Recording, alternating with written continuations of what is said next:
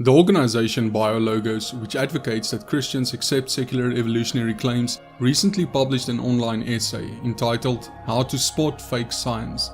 The implication of the article is that Christians skeptical of consensus science claims are being duped by pseudoscience.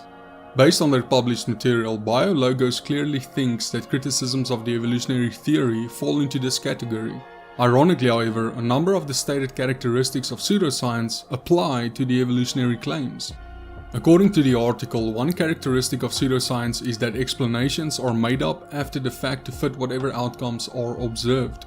Closely related to this is the tendency to invoke built-in explanations for the cases when the idea fails. Evolutionists do this all the time. This tendency to explain away contradictory data was illustrated by a recent article purporting to explain why crocodiles have remained the same for 200 million years. The very first sentence in the news article claims that a stop-start pattern of evolution governed by environmental change would explain why crocodiles have changed so little since the age of the dinosaurs.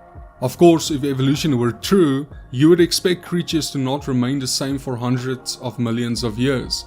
Creationists would argue that crocodiles have not evolved simply because evolution is not true.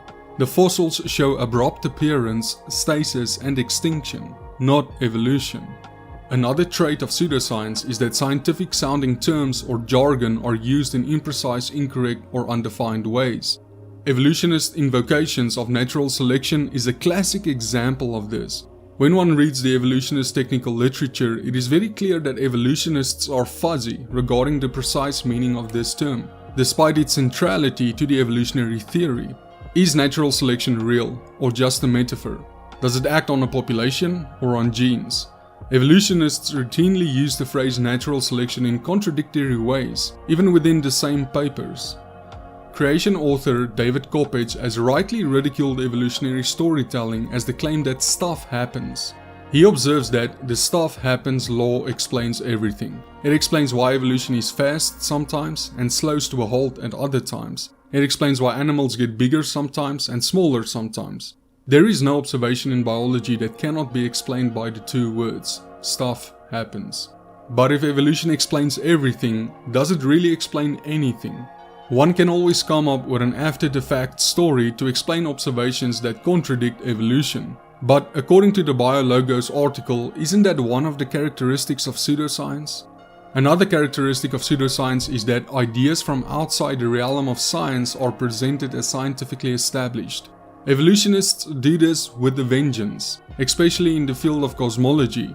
Speculative ideas such as inflation theory are invoked to solve problems with Big Bang cosmology, even when there is zero evidence for those ideas.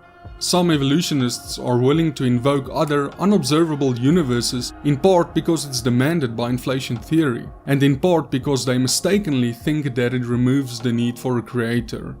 The subject of origins is inherently religious or philosophical, and some evolutionist philosophers of science have acknowledged that evolution is a religion. Some supernatural, beyond nature cause must be invoked to explain our universe. Evolutionists claim otherwise, but their own theories compel them to invoke entities that are effectively supernatural, such as other universes.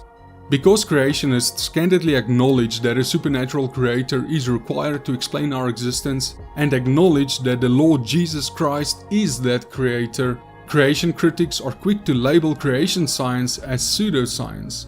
Yet these critics often overlook the fact that the charge of pseudoscience can just as easily and with far more justification be applied to evolution.